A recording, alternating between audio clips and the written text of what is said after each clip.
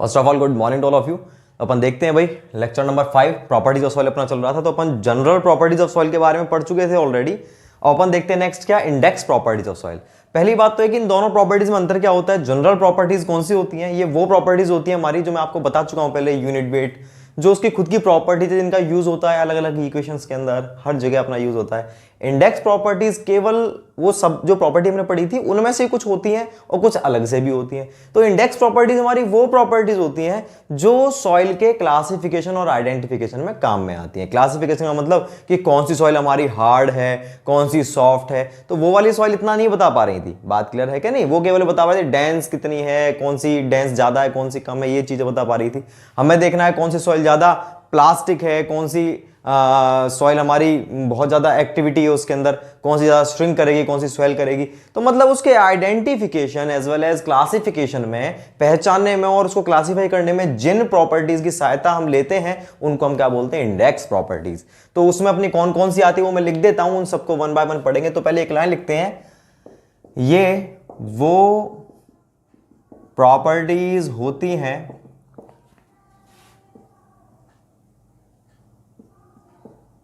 जिनका use soil के identification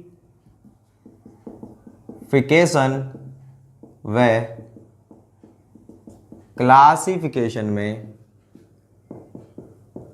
किया जाता है। इनका यूज कहां करेंगे, आइडेंटिफिकेशन और क्लासिफिकेशन किया जाता है। जैसे कौन कौन सी हो गई, वाटर कंटेंट, ठीक है, और स्पेसिफिक ग्रेविटी और डेंसिटी या बोला जाए यूनिट वेट और particle size distribution, sensitivity,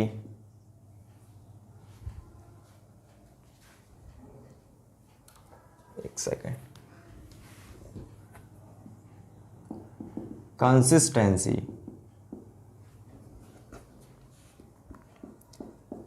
sensitivity, thixotropy, activity etcetera. तो ये इसकी प्रॉपर्टीज होती हैं। इन सबको पढ़ेंगे इस वाले पार्ट में हम, तब जाके हमारी यूनिट फिनिश हो पाएगी। तो पहले पढ़ेंगे वाटर कंटेंट के बारे में, specific gravity, density, particle size distribution, consistency, sensitivity, thixotropy, activity etcetera. तो मैं आपको सबसे पहले अपन ये कैलकुलेट करना सीखेंगे, ये क्या होता है तो अपन पढ़ चुके हैं ऑलरेडी। अब अपन देखेंगे क्या, determination of water content omega. Water content को अपन कैसे डिटरमाइन करते हैं, इसके अपने दो मेथड होते हैं। देखो मेथड दो हैं। पहला मेथड है जिसको अपन कहां कर सकते हैं, लैब में अपन करते हैं। मतलब सॉइल का अपन को क्या निकालना है, वाटर कंटेंट निकालना है। तो आपने क्या किया, आप जो सॉइल थी आपकी, वो थी आपके किसी खेत में थी सॉइल, उसका निकालना है। तो आप वहां से सॉइल लेकर के आओगे लैब में, लैब में जाकर के आप उसकी जांच करोगे, तब जाकर के आप क्या निकाल पाओगे, उसका वाटर कंटेंट। तो वो है हमारे लेबोरेटरी मेथड। और दूसरे कौन से कि आपको जहां पर चाहिए, मुझे इस जगह की मेरे को सॉइल का क्या चाहिए, वाटर कंटेंट, तो मैं यहीं पर इस वाले मेथड का यूज कर सकता हूं, उसे बोलेंगे फील्ड मेथड। बात क्लियर है। तो देखो भाई मैं यहां पर लिखता हूं, एक तो अपना कौन सा है, लेबोरेटरी मेथड या लैब मेथड, लेबोरेटरी मेथड। और दूसरा कौन सा है हमारा, दूसरा है हमारा फील्ड मेथड।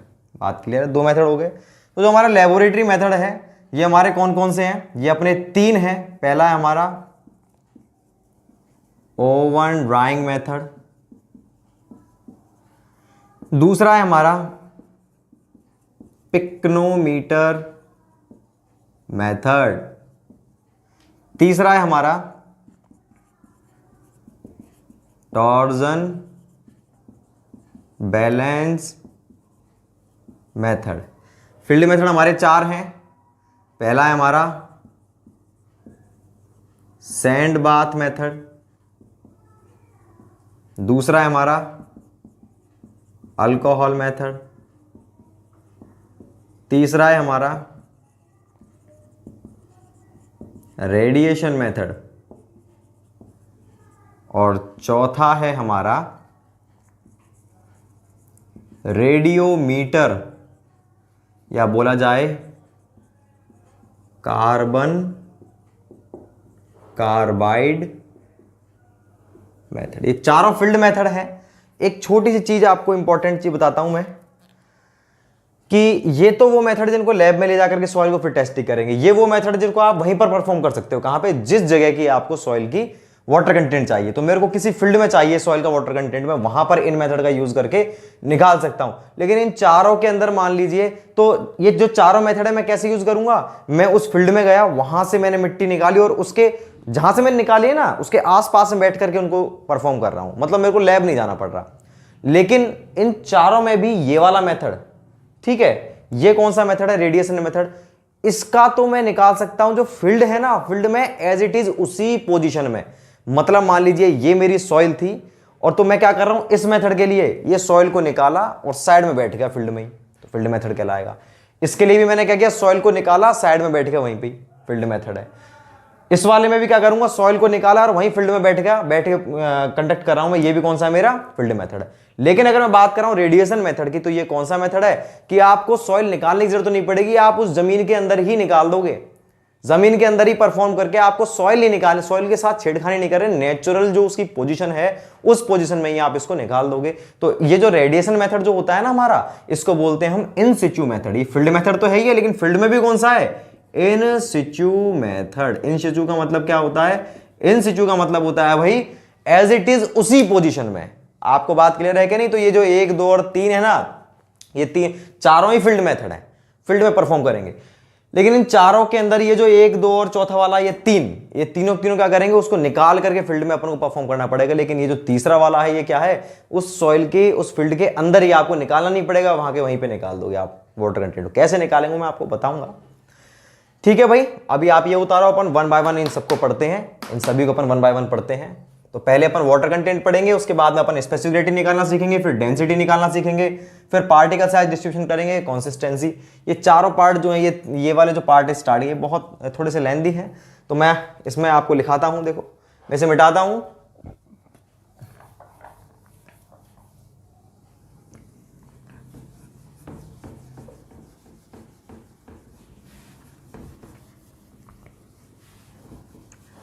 तो आप फर्स्ट डाल लेंगे 1 नंबर डाल के, कौन सा? Oven drawing method. 1 नंबर डाल के आप लिख दोगे ओवन ड्राइंग मेथड।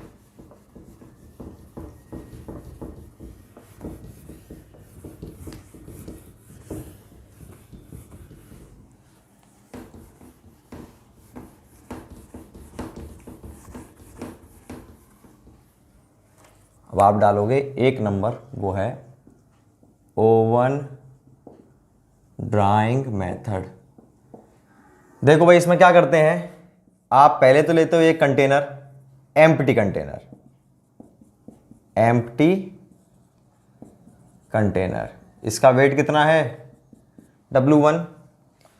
अब आपने इस कंटेनर में क्या किया? जो आपकी सॉइल है उसको भर दिया।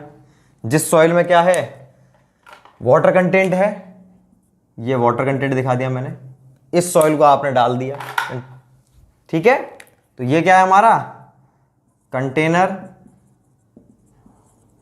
प्लस में सॉइल, ठीक। ये हो गया हमारा W2। उसके बाद में आप क्या करोगे? क्या करते हैं, आपने एक कंटेनर ले लिया खाली, उसका वजन ले लिया W1। भाई वाटर कंटेंट होता क्या है? Water content weight of water upon weight of solid, यही तो रहता है। तो ऊपर मेरे को वेट ऑफ वाटर चाहिए, मैं कैसे निकालूंगा वेट ऑफ वाटर? मैंने क्या किया, पहले सॉइल कंटेनर ले लिया खाली, उसमें मैंने सॉइल को डाल दिया। जैसे ही आप उसके अंदर सॉइल को डालोगे, तो सॉइल को डालने के बाद में आप इसको क्या करोगे? आप इसको गर्म करोगे, ओवन के अंदर आप इसको ड्राई करोगे, सुखाओगे तो ये जो है पानी आपका उड़ जाएगा। तो आपने इसका वेट तो नाप ही लिया, कितना? W2। तो इस सॉइल का वेट क्या हो गया? इस सॉइल, इसके अंदर तो जो आपने W2 नापा है वो तो कंटेनर और इस सॉइल दोनों का है, तो इस सॉइल अकेले का क्या होगा? W2 minus W1। तो W2 में से W1 घटा दोगे तो केवल किसका वेट बचेगा? हमारे सॉइल का। मतलब सॉइल का मतलब सॉलिड और वाटर का वेट बचेगा, कंटेनर का हट गया। बात क्लियर है क्या नहीं? तो अगर मैं W2 माइनस W1 कर दूंगा तो मेरे को केवल किसका वेट बचेगा? सॉइल का। अब आपने इसको सुखा दिया तो सुखाने के बाद केवल क्या बचा इसके अंदर, ड्राई करने के बाद में ये बचा ओनली कंटेनर प्लस में ड्राई सॉइल, मतलब सॉलिड का वेट ये हो गया हमारा W3। तो हमारे 3 हो चुके हैं, W1 W2 और W3। अब वेट ऑफ वाटर आप कैसे निकालोगे, अगर मैं इसमें से इसको घटा दूं तो मेरा यही तो बचेगा पानी पानी। मैं क्या करूं भाई, W2 में से अगर मैं W3 घटा देता हूं, मेरा केवल पानी पानी का वेट ही तो बचेगा। और मैं क्या करूं, मेरे को नीचे वेट ऑफ सॉलिड चाहिए, केवल इसका वेट सॉलिड का। ये कैसे निकलेगा, इसमें से इसको घटा देता हूं, क्योंकि ये जो वेट है ना W3 वो किसका वेट है, कंटेनर का प्लस में ड्राई सॉइल का। तो कंटेनर का वेट भी तो आ गया इसके अंदर, कंटेनर का घटा देता हूं। कंटेनर का कैसे घटाऊं, मैं पहले निकाले कंटेनर वेट मैंने W1, तो मेरे को सॉइल केवल सॉलिड का वेट कैसे निकलेगा, इसमें से W2 में से इस W3 में से W1 को घटा देता हूं। आ गया भाई मेरा, इनटू में अगर मैं 100 कर दूंगा तो परसेंटेज में आ जाएगा वाटर कंटेंट। तो इस तरह से अपन वाटर कंटेंट निकालते हैं इस मेथड के द्वारा। अब इसमें कुछ बात आती है हमारे टेम्परेचर की। ये आपने क्या किया, इसके बाद में आप क्या करोगे, लिख देता हूं मैं, क्या करेंगे, ये क्या प्रोसेस था हमारा, ये था ड्राइंग, सूखने का। सूखने के बाद ही हो जाएगा। तो जब आप ओवन में ड्राइंग करोगे, ओवन के अंदर ड्राइंग सुखाओगे इसको, तो सुखाने के हमारे 2-3 चीज देखनी पड़ेगी। एक तो टेम्परेचर कितना रखा जाए, तो भैया टेम्परेचर अलग अलग होता है हर चीज के लिए।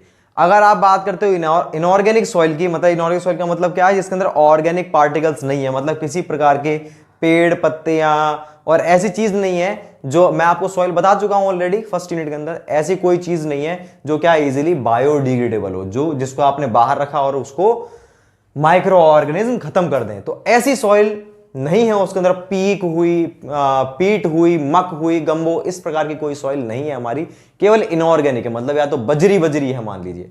तो आपने क्या किया, अगर इनऑर्गेनिक सॉइल है तो इसका जो टेम्परेचर है ओवन ड्राइंग के टाइम पे आप कितना रखोगे, 105 से 110 डिग्री सेंटीग्रेड। तो इस टाइम पे इसका टेम्परेचर रखा था 105 से 110 डिग्री सेंटीग्रेड। और अगर उसमें आपकी जो सॉइल है ऑर्गेनिक है तो उसका टेम्परेचर 60 से ज्यादा नहीं होना चाहिए भैया, क्योंकि ऑर्गेनिक सॉइल के अंदर तो क्या होगा, समझ लो इस चीज को मैं क्या कह रहा हूं, इनऑर्गेनिक है तो कितना रखते हैं, 105 से 110 डिग्री सेंटीग्रेड। अगर ऑर्गेनिक है ना तो उसके अंदर देखो ये तो पार्टिकल है मेरे किसके, इनऑर्गेनिक पार्टिकल, और उसके साथ में ऑर्गेनिक पार्टिकल भी तो होंगे, ये मेरे ऑर्गेनिक पार्टिकल है, ठीक है।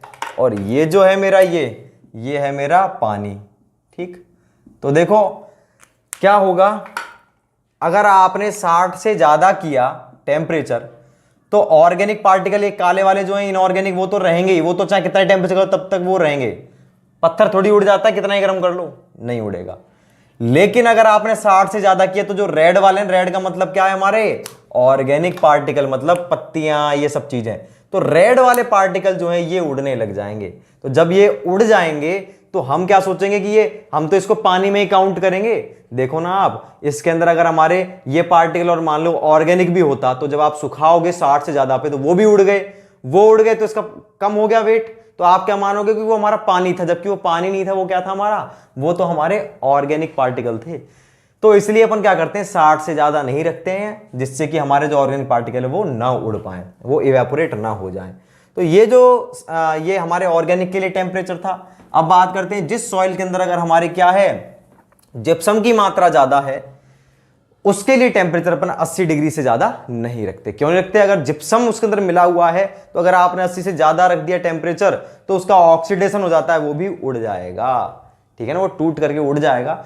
इसलिए ये 3 अपनी टेम्परेचर की रेंज थी। टाइम की बात करें भाई, कितने घंटे इनको कितने घंटे अपन गर्म करेंगे, डिपेंड करता है। अगर सैंड है हमारी तो 4 घंटे करेंगे, मतलब बजरी है तो 4 घंटे करेंगे, क्ले चिकनी मिट्टी है तो 12 से 16 घंटे तक गर्म किया जाता है। तो इसकी कुछ रेंजेस थी, वो मैं आपको एक लाइन में लिखवा दूंगा। तो फर्स्ट ऑफ ऑल अपन इसके अंदर लिखते हैं, क्या लिखते हैं भाई, इस मेथड में, एक सेकेंड, लेबोरेटरी मेथड होता है भाई। पहला क्वेश्चन तो वहीं से था, मैं ये नहीं लिखवाऊंगा हर के अंदर यह एक लेबोरेटरी मेथड होता है, नहीं, अपन डायरेक्ट लिखेंगे। ये वाला जो मेथड है ना, 7 में सबसे एक्यूरेट वाला मेथड था हमारा, यह है मोस्ट एक्यूरेट मेथड है। इसमें एम्प्टी कंटेनर में सॉइल सैंपल को डाला जाता है, फिर उसे ओवन में रखकर निश्चित समय के लिए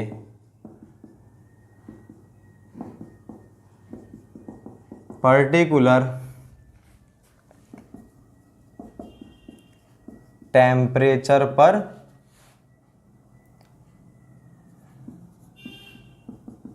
सुखाते हैं। पर्टिकुलर टेम्परेचर पर सुखा देंगे हम, फिर क्या करेंगे, फिर वेट में हुए लॉस के आधार पर, वेट में जितना भी लॉस होगा उसके आधार पर वाटर कंटेंट ज्ञात किया जाता है।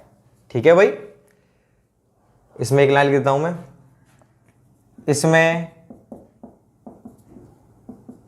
टेम्परेचर व टाइम निम्न प्रकार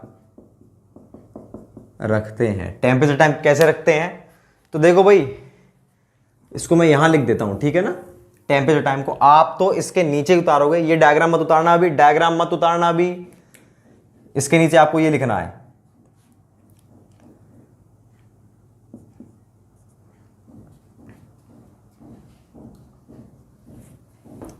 टेम्परेचर टाइम कैसे रखेंगे, देखो पहले मैं बात करता हूं। टेम्परेचर इन ऑर्गेनिक के लिए 105 से 110 डिग्री सेंटीग्रेड। ऑर्गेनिक के लिए should not be greater than 60 degree centigrade. High gypsum soil के लिए should not be greater than 80 degree centigrade. बात करता हूं टाइम की, तो सैंड के लिए होता है 4 आवर्स, क्ले के लिए होता है 12 to 16 आवर्स। ये उतार लो आप, उसके बाद में फिर आपको ये डायग्राम बनाना है। पहले ये उतारेंगे, उसके बाद में ये उतारेंगे, उसके नीचे आप ये डायग्राम उतारोगे, और डायग्राम के नीचे क्या उतारना है आपको, देखो वेट और डायग्राम नीचे उतारना आपको, वाटर कंटेंट बराबर क्या होगा हमारा, वेट ऑफ वाटर अपॉन में वेट ऑफ सॉलिड होता है। वेट ऑफ वाटर कैसे निकालेंगे, W2 माइनस W3 अपॉन में W3 माइनस W1। इस तरह से हम निकालते हैं वाटर कंटेंट। इनटू में 100 कर दोगे तो परसेंटेज में आ जाएगा, नहीं तो फ्रैक्शन में रहेगा। ठीक है ना। तो भैया आप ये उतार लो, ये अपना ओवन ड्राइंग मेथड था, ये मोस्ट एक्यूरेट मेथड होता है। मैं इसे मिटाता हूं।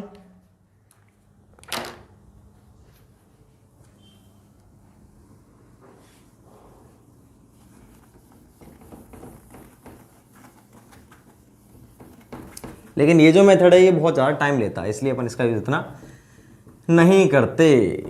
एक्यूरेट तो है लेकिन टाइम लेता है। किसी मेथड की कुछ कमी है तो कुछ खूबी है, कुछ खूबी है तो कुछ कमी है। इसकी क्या कमी थी, टाइम लेता, बाकी एक्यूरेट है। बाकी के टाइम कम लेंगे तो इतने एक्यूरेट नहीं होंगे। अब हम दूसरा लिखते हैं।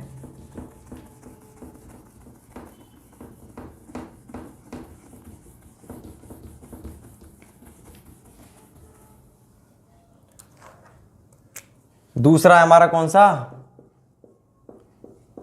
Pycnometer method. तो पिक्नोमीटर मेथड, पिक्नोमीटर क्या होता है, पिक्नोमीटर एक हमारी बोतल होती है, जैसे हम पानी पीते हैं ना उस प्रकार की एक बोतल रहती है, बस यही है। इस कंटेनर को अपन पिक्नोमीटर बोलते हैं। पिक्नोमीटर क्या है हमारा, इस प्रकार का एक सिलिंड्रिकल कंटेनर होता है ठीक है, और इसकी जो हमारी वॉल्यूम है वो रहती है हमारी 900 ml, या बोला जाए 900 cc। 6 mm इसका ऊपर का होल रहता है। पहले तो हम एक खाली का वेट नापते हैं, एक सेकेंड।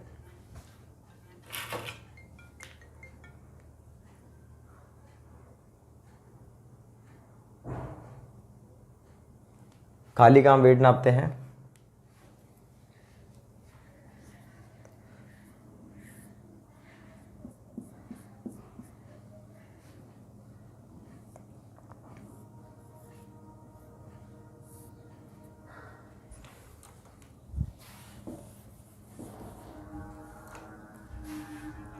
हाँ नमस्कार, बोलिए।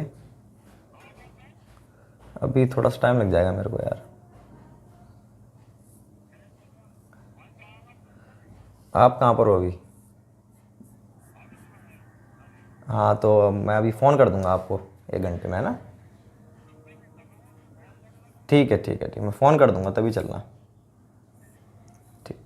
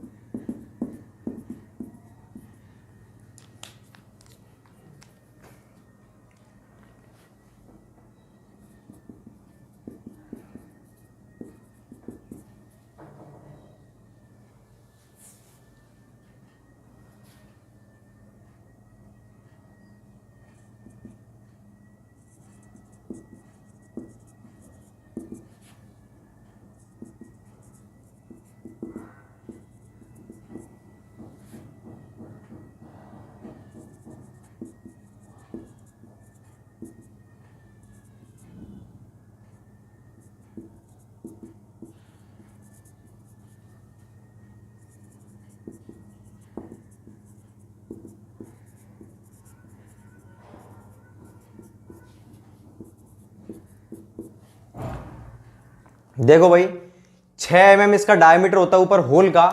तो हम क्या करते हैं, पहले ये 900 ml का, ये आपको ध्यान रखना है। 900 ml इसका वो क्या है, 900 ml इसकी कैपेसिटी, या फिर बोला जाए 900 सेंटीमीटर क्यूब, एक ही बात है। ये इंपॉर्टेंट है, ये भी इंपॉर्टेंट है। तो इसमें वही स्टेप करते हैं 4 अपन। सबसे पहले तो अपन क्या करते हैं, इसके अंदर ये जो है हमारा ड्राई करते हैं सॉइल को। उसके बाद में फिर जो बचता है बाकी का, उसमें हम पानी भर देते हैं कंप्लीट के अंदर। फिर हम पूरे को खाली करके पूरे में केवल पानी पानी भरते हैं। फिर एक इक्वेशन अप्लाई करेंगे हम, उसकी सहायता से अपन क्या निकालेंगे, उसकी सहायता से हम वाटर कंटेंट को निकालते हैं। पिक्नोमीटर का यूज दोनों जगह करते हैं अपन, वाटर कंटेंट निकालने में भी और स्पेसिफिक ग्रेविटी निकालने में भी, जी निकालने में भी और ओमेगा निकालने।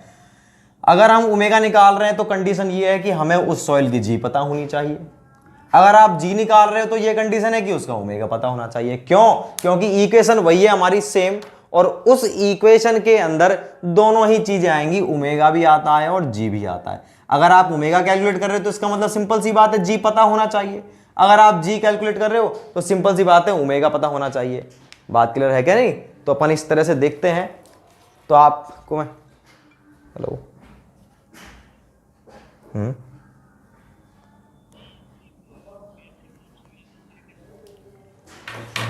तो देखो भाई, मैं लिखता हूं इसके अंदर पिक्नोमीटर में।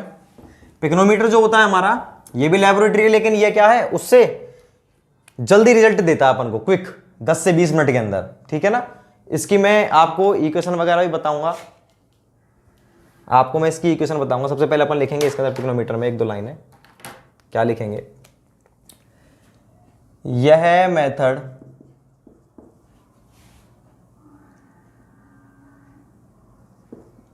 क्विक लैबोरेटरी मेथड है जिसके द्वारा 10 से 20 मिनट में वाटर कंटेंट को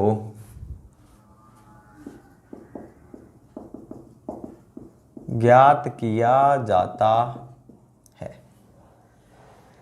ठीक, कमी क्या है इसकी,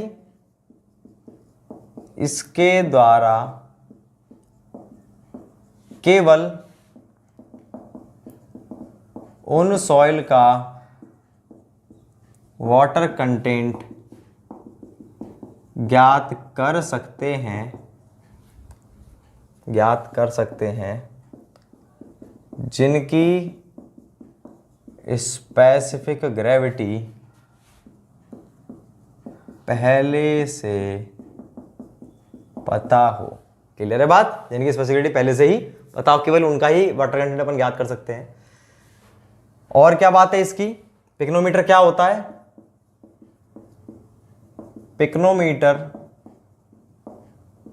वो कंटेनर होता है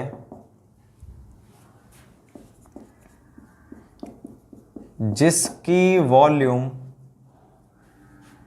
900 ml या बोला जाए 900 सेंटीमीटर क्यूब इंपॉर्टेंट होती है, वह इसके टॉप होल का डाया 6 mm होता है। ठीक? हाँ मनीष जी। हाँ नमस्ते जी। हाँ डाटा ठीक था यार, उसमें कोई कमी नहीं थी। क्या कौन सी चीज़ की गिनती?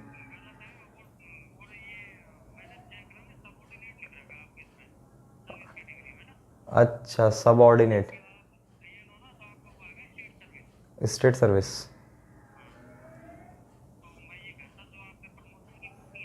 हाँ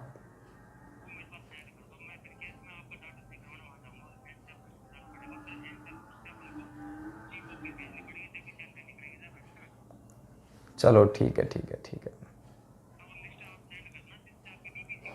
ठीक है ठीक है ठीक है। समझ गया मैं। ठीक ठीक।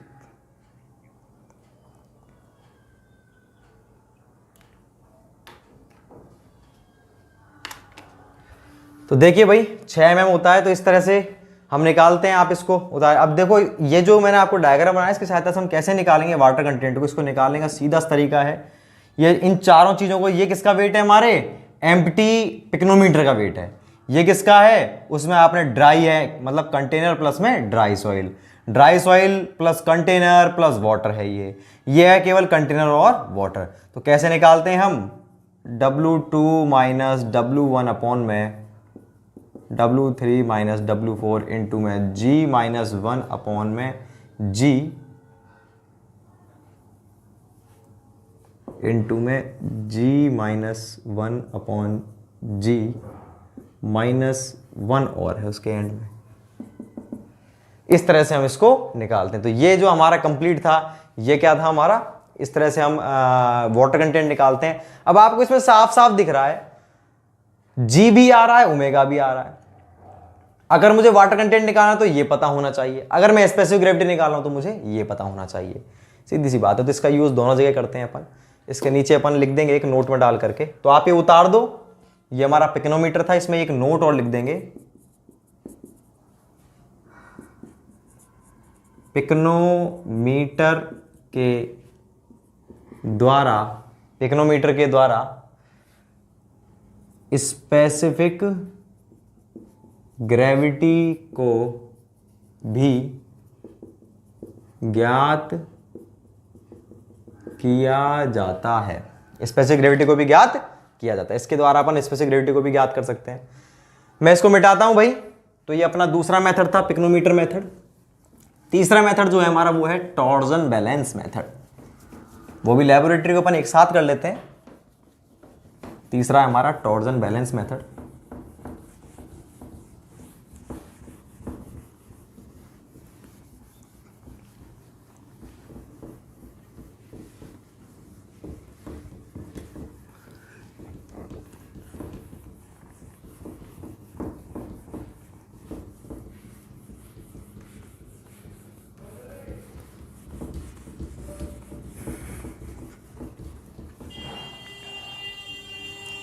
देखो भाई क्या होता है टॉर्जन बैलेंस मेथड में, इस तरह से रहता है इंस्ट्रूमेंट। ये भी लेबोरेटरी इंस्ट्रूमेंट है। यहां पर हमारा लगा रहता है एक बल्ब। तीसरा मेथड है हमारा टॉर्जन बैलेंस मेथड। यहां बल्ब लगा रहता है हमारे, यहां वेट मैकेनिज्म रहती है, तो इस बल्ब की सहायता से हम क्या करते हैं, इंफ्रारेड रेज किरणों को हम निकालते हैं। ये होता है 250 वॉट का बल्ब। तो 250 वॉट का बल्ब है, इसकी सहायता से अपन क्या करते हैं,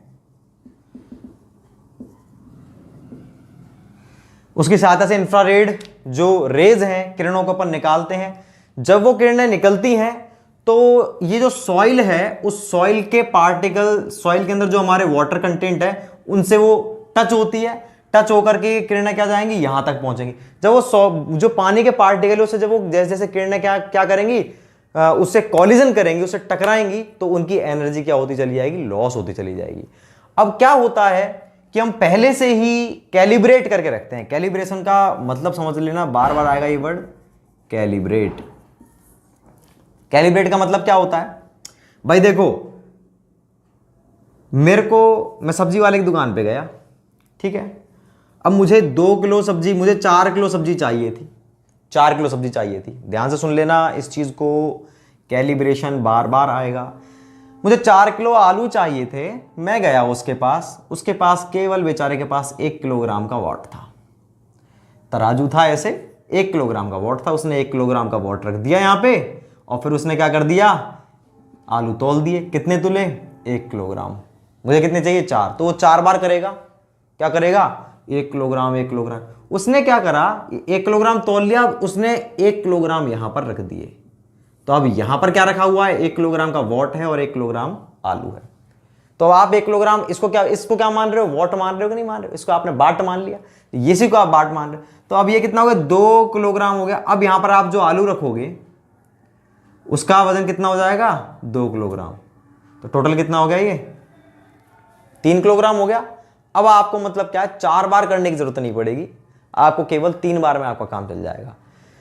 ये फायदा था हमारा। तो आपने क्या किया, आपने इसको 1 किलोग्राम मान लिया था। अब मान लो मेरे को और ज्यादा चाहिए था, तो आप ये जो 2 किलोग्राम और इसको भी आप इस पर रख देते। तो अब आप चाहे वाट को हटा दो, आप आलू को क्या मान रहे हो, 1 किलोग्राम, आलू का आपने स्टैंडर्ड मान लिया। सेम चीज यहां पर है। अब अगर मैं इन आलू को रखूंगा ना, तो उनका वजन ऑटोमेटिकली, अब चाहे यहां पर आलू रख करके आप टमाटर तोलो, चाहे भिंडी तोलो, कुछ भी तोलो, ऐसी कैलिब्रेशन यहां पर होता है। हम पहले से ही देख लेते हैं। मैं पानी के अलग अलग कंटेंट रखे मैंने, और मैं देख रहा हूं यहां से रेज को अगर मैं गुजार रहा हूं, ठीक है, तो इसके अंदर पानी का कंटेंट मैंने पहले से फिक्स किया हुआ है, कितना, 10% वाटर कंटेंट है। तो जो लॉस हो रहा है रेज की एनर्जी का, कितना हो रहा है हमारा, 20% लॉस हो रहा है। फिर मैंने 20% रखे तो मेरा लॉस हो रहा है 30%। 30% वाटर कंटेंट रखा तो जो लॉस हो रहा है मेरा, वो हो रहा है कितना, 40%। तो मैं पहले से ही, मेरे को पता है ये चीज। अब मैं क्या करूंगा, मतलब पहले मैं ये जानबूझ के वाटर कंटेंट रख रहा था अपनी तरफ से, ये मुझे पता थे, और मेरा लॉस इतना हो रहा था, मैंने देख लिया। अब मैं क्या करूंगा, यहां मैं देखूंगा लॉस को। मैंने लॉस देखा, कितना हो गया, 20%। कौन बताएगा, टॉर्जन गेज बताएगा। 20% लॉस हुआ तो मेरे माइंड में क्या आएगा ऑटोमेटिकली, उसमें कितना वाटर कंटेंट है, 10%। तो इसको बोलते हैं कैलिब्रेशन की। पहले से आपने चीजों को कैलिब्रेट करके रखा था। अब आप क्या देखोगे, अब आप लॉस देखोगे और आपको क्या पता चल जाएगा, वाटर कंटेंट। ये होता है कैलिब्रेशन। तो इस मेथड का यूज वहां पर करते हैं जहां पर जो सॉइल है ना, जो सॉइल है वो क्या करती है, हमारे एटमॉस्फेयर से वाटर कंटेंट को बहुत जल्दी रीएब्जॉर्ब करती है। मतलब सूख गई सॉइल, सूखने के बाद में मैंने सॉइल को सुखा के यहां पटक दिया, ठीक है, ये एटमॉस्फेयर में खुली पड़ी हुई है, लेकिन एटमॉस्फेयर में जो वो मॉइस्चर घूम रहा है ना इस तरह से, उस मॉइस्चर को इसने वापस खींच लिया और ये फिर से गीली हो गई। तो वो बहुत जल्दी खींच लेती है, जो जल्दी से रीएब्जॉर्ब करती है उन सॉइल के वाटर कंटेंट निकालने के लिए हम किसका यूज करते हैं, टॉर्जन बैलेंस मेथड का। तो मैं इसके अंदर आपको लिखता हूं,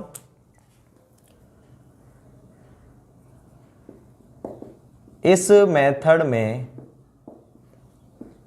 250 वॉट के बल्ब द्वारा इंफ्रारेड रेज उत्सर्जित की जाती है।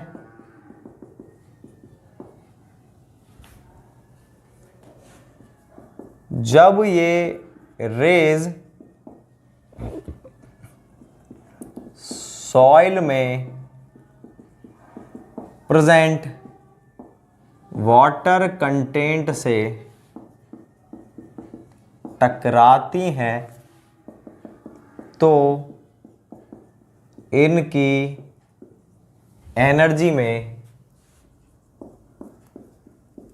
लॉस होता है। इस लॉस के आधार पर टॉर्जन बैलेंस द्वारा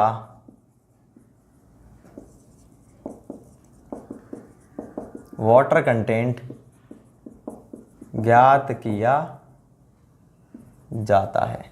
ठीक है, टॉर्जन बैलेंस द्वारा अपन क्या ज्ञात करते हैं? वाटर कंटेंट ज्ञात करते हैं। यह मेथड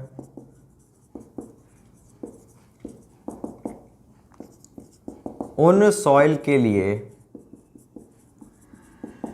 बेस्ट सूटेबल होता है जो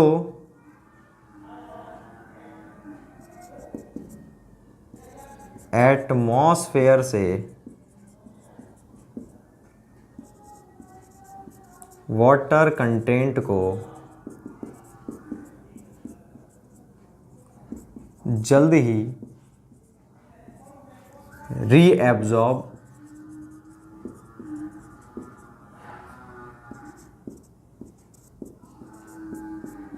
कर लेती है। ठीक है, तो ये हमारा टॉर्जन बैलेंस मेथड था। मैं इसको मिटाता हूं, आप इसको उतार ले, मैं इसे मिटाता हूं, फिर हम फोर्थ लिखते हैं, मैं इसे मिटाता हूं।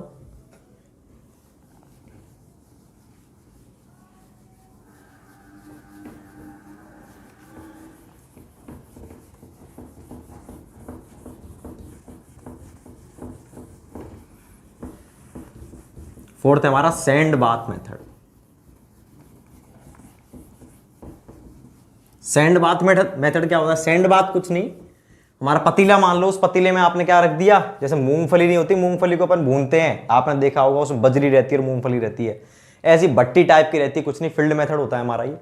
तो सैंड बाथ मेथड में क्या करते हैं अपन को बस क्या करना है, वही सेम चीज करनी है। चौथा लिखता हूं मैं आपको, सैंड बाथ। भाई ओवन ड्राइंग में आपने क्या किया था? कंटेनर, सॉइल, ये वाटर कंटेंट था, सुखा दिया, सुखाने के बाद में ये आ गया। फिर आपने क्या किया? W2 W3 याद करो, W2 माइनस W3 अपॉन में W3 माइनस W1 निकल गया था। सेम मेथड है ये, बस क्या अंतर है, उसमें हम जो ड्राइंग करते थे वो कहां करते थे? लैब में, और वो भी ओवन में। ओवन का मतलब टेम्परेचर हम कंट्रोल कर सकते थे, 10 डिग्री रखना है, 20, 150, 105, 100 कंट्रोल कर सकते थे। लेकिन यहां पर क्या करेंगे हम, आपने कंटेनर लिया, उसमें सॉइल को डाला, और सॉइल को डालने के बाद आप उसको सुखा रहे हो।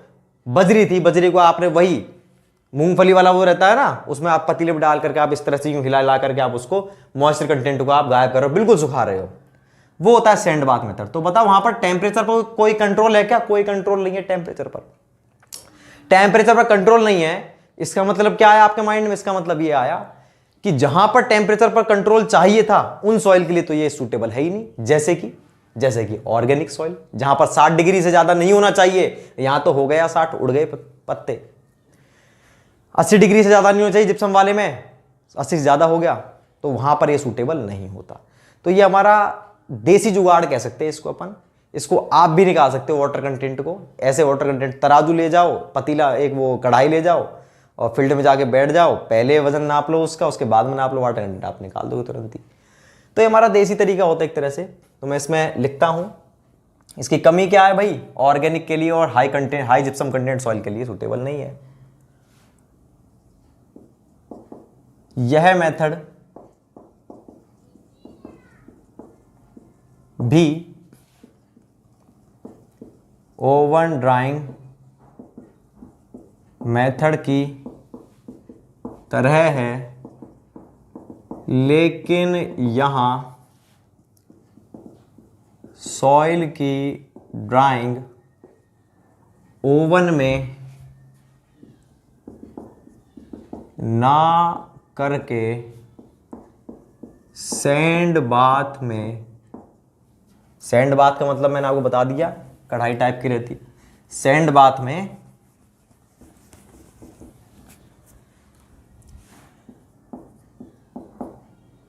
की जाती है,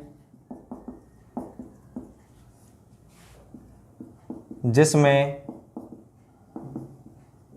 टेम्परेचर पर कंट्रोल नहीं होता है। अतः इस मेथड का यूज ऑर्गेनिक व हाई जिप्सम कंटेंट सॉइल के लिए नहीं कर सकते हैं। क्यों नहीं कर सकते? टेम्परेचर पर कंट्रोल नहीं है। वहां तो 60 से ज़्यादा नहीं होना चाहिए तो 70 हो गया, 80 से ज़्यादा नहीं होना चाहिए था 90 हो गया। और ये मेथड क्या है? क्विक होता, बहुत जल्दी निकाल लेते हैं। यह है क्विक, लेकिन कौन सा है? Field method. यह क्विक फील्ड मेथड है। पिछला वाला पिग्नोमीटर कौन सा था? क्विक लेबोरेटरी मेथड था। ये क्विक फील्ड मेथड।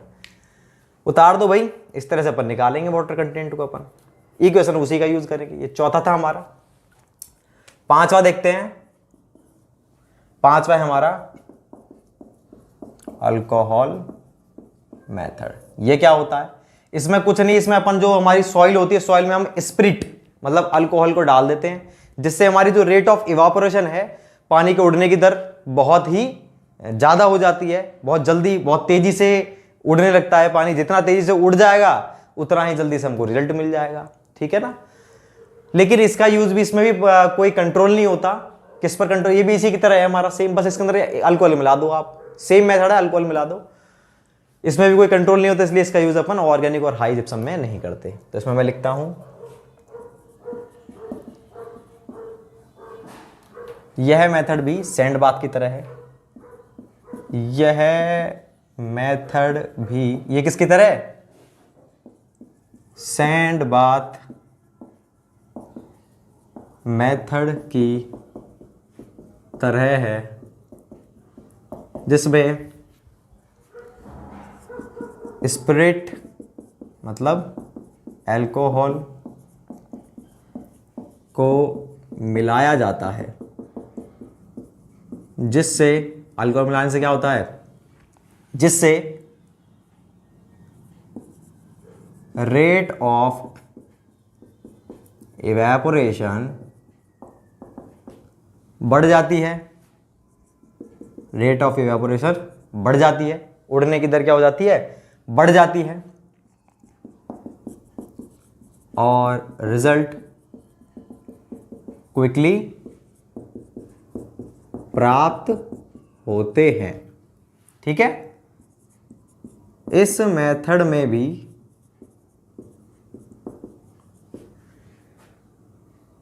टेम्परेचर पर कंट्रोल नहीं होने के कारण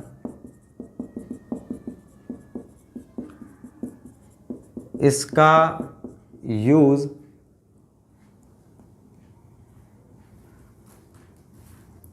ऑर्गेनिक सॉइल व हाई जिप्सम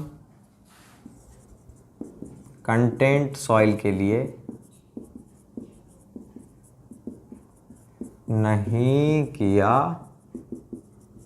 जा सकता है। ठीक है भाई? ये उतार दो आप दोनों। इसके बाद में जो नेक्स्ट है हमारा, मैं इसे मिटाता हूं। इसके बाद अपना जो नेक्स्ट मेथड है वो है रेडिएशन मेथड। और फिर लास्ट आएगा हमारा रेडियोमीटर या कार्बन कार्बाइड। दोनों लिखते हैं हम। 6 लिखता हूं मैं। 6 जो है हमारा वो है रेडिएशन मेथड।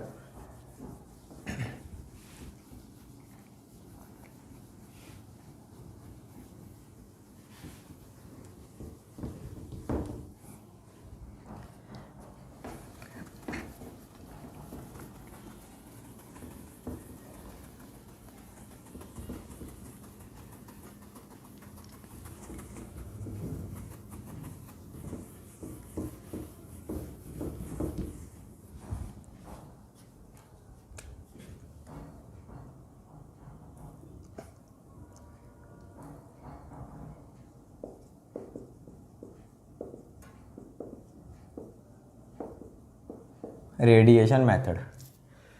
भाई मैंने आपको बताया था ना कि ये मेथड इन सिचु होता है, मतलब आप फील्ड के अंदर बिना उसको सॉइल को बाहर निकाल सकते हो। इसमें क्या करते हैं अपन, अपने पास दो केसिंग होती है, ठीक है, इस तरह से स्टील की दो केसिंग का यूज करते हैं अपन। दो केसिंग आपने ली स्टील की इस तरह से। इन केसिंग में एक में तो क्या रहता है हमारा रेडियो एक्टिव मटेरियल, ये होता है, ये हमारा क्या है रेडियो एक्टिव मटेरियल। इसके रूप में जनरली कोबाल्ट 60 लेते हैं, और एक तरफ जो रहता है हमारा वो रहता है हमारा डिटेक्टर, ठीक है।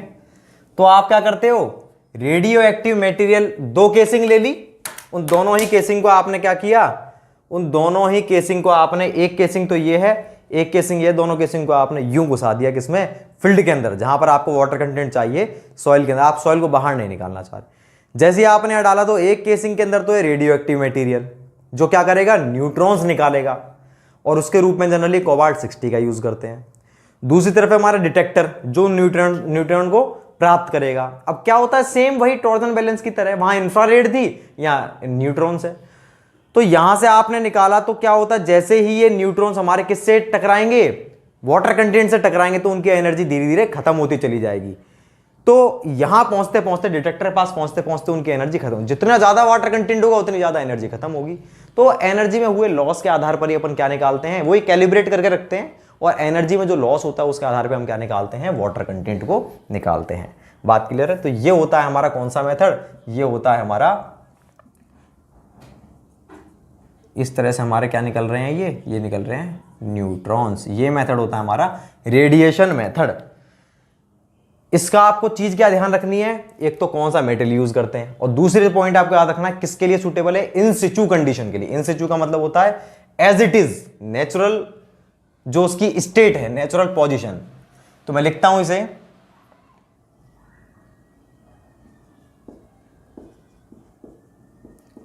इस मेथड का यूज इन सिचु कंडीशन, मतलब नेचुरल पोजीशन। इन सिचु कंडीशन में वाटर कंटेंट ज्ञात करने में किया जाता है, ठीक है। इसमें दो स्टील केसिंग होती हैं, जिनमें से एक में रेडियो एक्टिव मटेरियल, ब्रैकेट में लिख दो, कोबाल्ट 60 होता है, वह दूसरी केसिंग में डिटेक्टर होता है। यह मटेरियल न्यूट्रॉन्स इमिट करता है, इमिट का मतलब उत्सर्जित निकालता है, इमिट करता है। वह डिटेक्टर इन्हें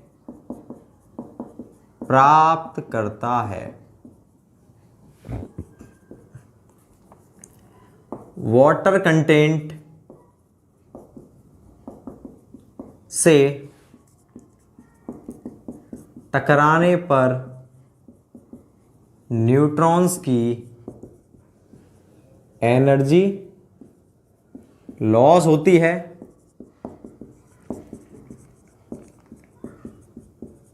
जिसके आधार पर वाटर कंटेंट ज्ञात करते हैं।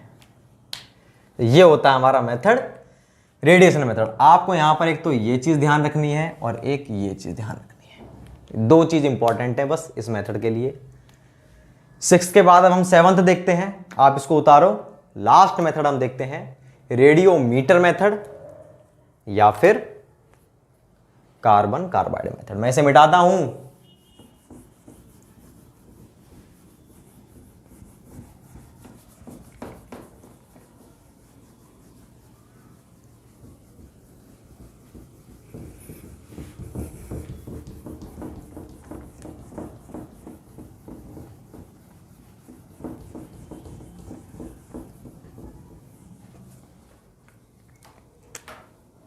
लास्ट मेथड हमारा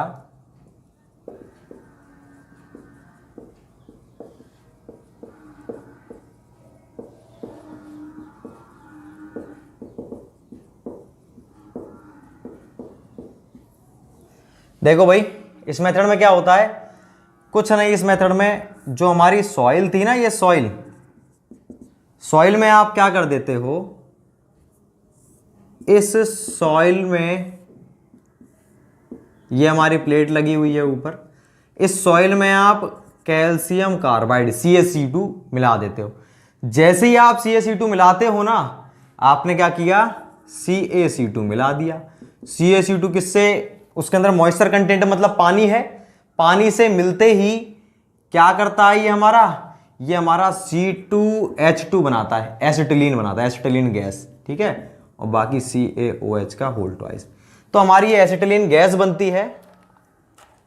जैसे ही आपने क्या मिलाया, कैल्शियम कार्बाइड मिलाया सॉइल में, कैल्शियम कार्बाइड मिलाते ही वो पानी से उसने क्रिया करी, पानी से क्रिया करते क्या बना, पानी से क्रिया करते ही ये बना आपका एसिटिलीन गैस बनी। और ये जो एसिटिलीन गैस है तो वो ऊपर उड़ेगी। ये क्या है हमारी एसिटिलीन गैस, ये गैस है तो ये ऊपर उड़ेगी, ऊपर उड़ेगी तो इस पर एक प्रेशर अप्लाई करेगी इस प्लेट पर। ये क्या है हमारी C2H2 गैस।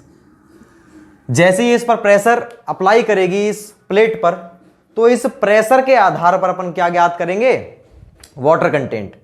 कैसे ज्ञात करेंगे, वही सेम प्रोसीजर, कैलिब्रेशन फिर से बता देता हूं कि हमने क्या किया। देखो इसको भूल जाओ, हमने पहले क्या किया, मैंने कोई पानी का प्रेशर जो है, जो मैंने एसिटिलीन गैस है, मैंने कोई मैंने एक कंटेनर लिया, एक पात्र लिया, उसमें पानी भरा हुआ था, उसमें वाटर कंटेंट था, मान लो कितना 10%। 10% वाटर कंटेंट था, तो 10% वाटर कंटेंट के साथ में मैंने क्या मिला दिया उसमें, प्लस में CaC2 कैल्शियम कार्बाइड, ठीक, कार्बन कार्बाइड। तो आपने जैसे ही इसमें ये मिला,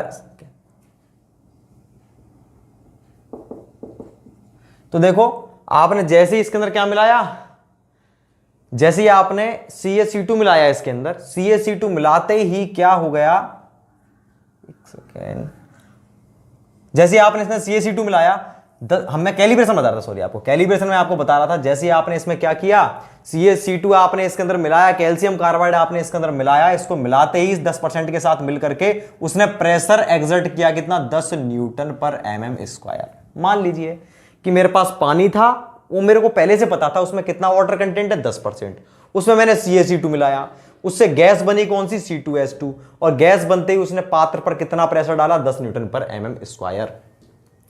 अब मैंने क्या किया, पानी लिया जिसमें सॉइल ली जिसमें 20% वाटर कंटेंट था, मुझे पहले से पता था वाटर कंटेंट, ठीक है।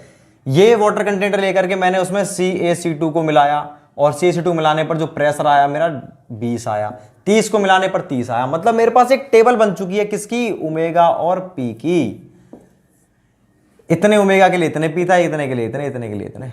अब मैं क्या करूंगा, ये मैंने टेबल पहले से रख ली। अब मैं वहां फील्ड में जाकर के देख रहा हूं, मैंने वहां पर सॉइल में CaC2 मिला दिया, CaC2 मिलाने से गैस का प्रेशर इस पर आया, प्रेशर गेज से मैंने यहां पर नाप लिया, जो प्रेशर दिखा रहा है वो प्रेशर दिखा रहा है कितना, मान लीजिए प्रेशर दिखा रहा है 20 न्यूटन पर mm²। तो मैं क्या समझ जाऊंगा उसमें कितना वाटर कंटेंट है, 20। कैसे समझ जाऊंगा, मैं पहले से ही क्या कर चुका था, कैलिब्रेट। तो ये होता है कैलिब्रेशन।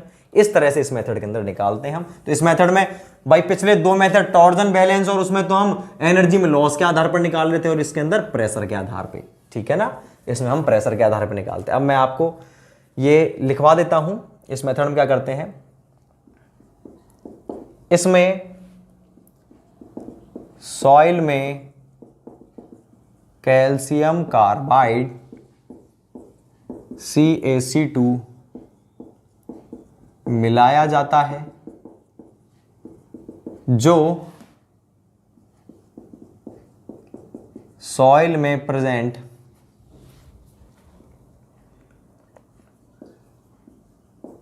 वाटर कंटेंट के साथ मिलकर सॉइल में प्रेजेंट वाटर कंटेंट के साथ मिलकर क्या करता है? सॉइल में प्रेजेंट वाटर कंटेंट के साथ मिलकर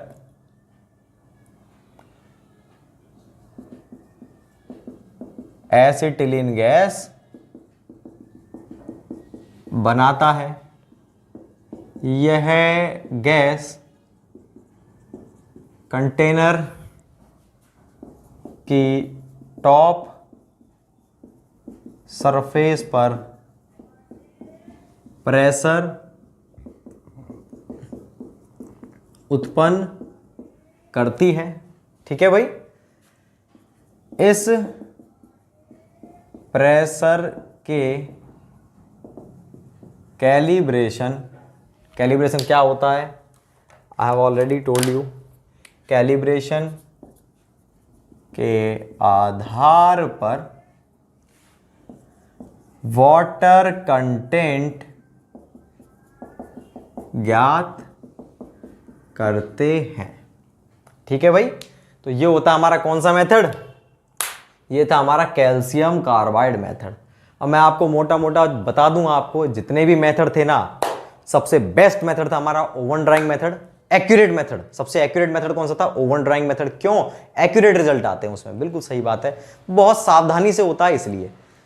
अगर बात करते हैं हम किस चीज की कि बेस्ट, सभी के अंदर बेस्ट कौन सा, वो तो मैंने आपको बता दिया। अगर पूछते हैं कि क्विक फील्ड मेथड कौन सा है और क्विक लेबोरेटरी मेथड कौन सा है, तो क्विक लेबोरेटरी मेथड है हमारा कौन सा? वो है हमारा क्विक लेबोरेटरी मेथड है हमारा पिग्नोमीटर मेथड। बात क्लियर है कि नहीं? और इसके अंदर आप एक चीज और लिख लेंगे, ये भी हमारा बहुत फास्ट मेथड होता है। 5 से 7 मिनट के अंदर हम इसको निकाल सकते हैं। इसके अंदर 5 से 7 मिनट में हम रिजल्ट हमारे प्राप्त हो जाते हैं हमको। और 4 से 6 ग्राम के करीब हम इसके अंदर सॉइल का यूज करते हैं। टॉर्सन बैलेंस मेथड के अंदर करते हैं ये हम। ठीक है ना, उसको चलो कोई बात नहीं, इतना इंपॉर्टेंट भी नहीं है वो। बाकी अपनी बुक के अंदर भी लिखा हुआ है, कोई दिक्कत नहीं है। तो ये प्रेशर हमारा इस तरह से हम निकालते। तो और अगर पूछा वैसे हम क्या क्या यूज करते हैं वो मैं आपको बताता हूँ। जहां पर हमें तसल्ली रहती है, हमारे पास टाइम है, वहां पर हम ओवन ड्राइंग मेथड का यूज करते हैं बेस्ट रिजल्ट के लिए। अदरवाइज फील्ड में ना हमेशा सैंड बाथ मेथड का यूज करते हैं। जनरली सैंड बाथ मेथड के द्वारा निकालते हैं वाटर कंटेंट को। तो ये हमारा कंप्लीट जो टॉपिक था वो था किस रिलेटेड? इंडेक्स प्रॉपर्टीज में फर्स्ट हमारी कंप्लीट हो चुकी है, डिटर्मिनेशन ऑफ वाटर कंटेंट। अब जो नेक्स्ट है हमारी वो कौन सी रहेगी? नेक्स्ट प्रॉपर्टी हमारी इसके बाद में स्पेसिफिक ग्रेविटी, और स्पेसिफिक ग्रेविटी के बाद में हमारी कौन सी रहेगी? स्पेसिफिक ग्रेविटी के बाद में डेंसिटी। उनको हम देखते हैं नेक्स्ट लेक्चर में। Thank you so much.